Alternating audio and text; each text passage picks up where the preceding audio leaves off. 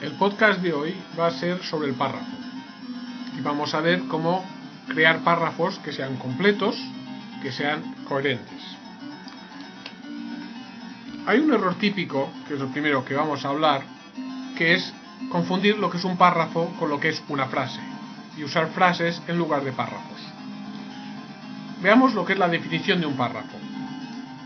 Una frase es la unidad mínima de expresión de una idea, mientras que un párrafo es la unidad mínima de desarrollo de una idea.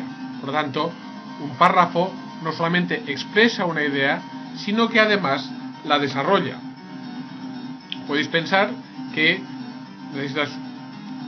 para desarrollar una idea necesitas al menos una frase que te sirva para expresar la idea que quieres desarrollar y al menos dos frases más para desarrollar la idea.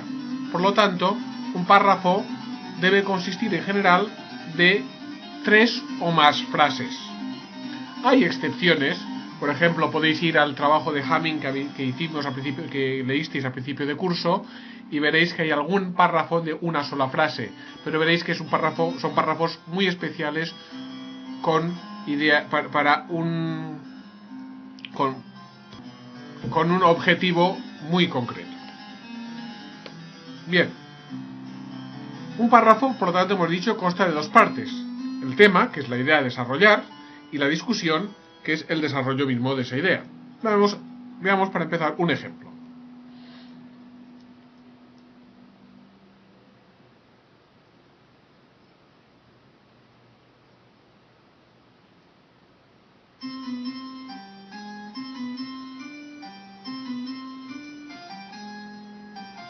Bien, os he dado tiempo para leerlo.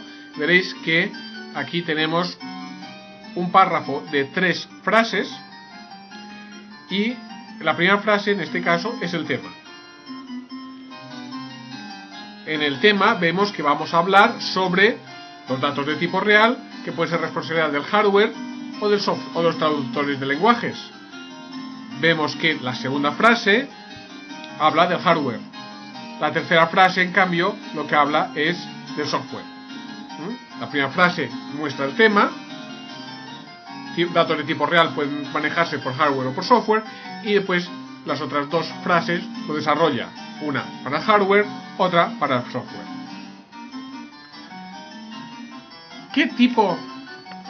Un problema que se suele obtener cuando se quiere desarrollar un párrafo es que tienes el tema, tienes la idea, pero no sabes cómo desarrollarlo. ¿Cómo se puede hacer? De varias maneras, pero por ejemplo puedes usar ejemplos concretos, como ha sido el caso anterior. Puedes ver las causas y efectos de la idea que tenéis. A lo mejor la idea da una causa y cuáles son sus efectos. Puede ser una tesis y los motivos de esa tesis. También pueden ser otros. Ir mirando párrafos que hayáis ido leyendo en los trabajos que habéis visto y que os he entregado, y podéis ir mirando cada párrafo de qué manera lo trabaja, cómo desarrolla, y usar eso como vuestra manera y ir viendo ejemplos de cómo ir desarrollando vosotros vuestros propios párrafos. Veamos este otro ejemplo.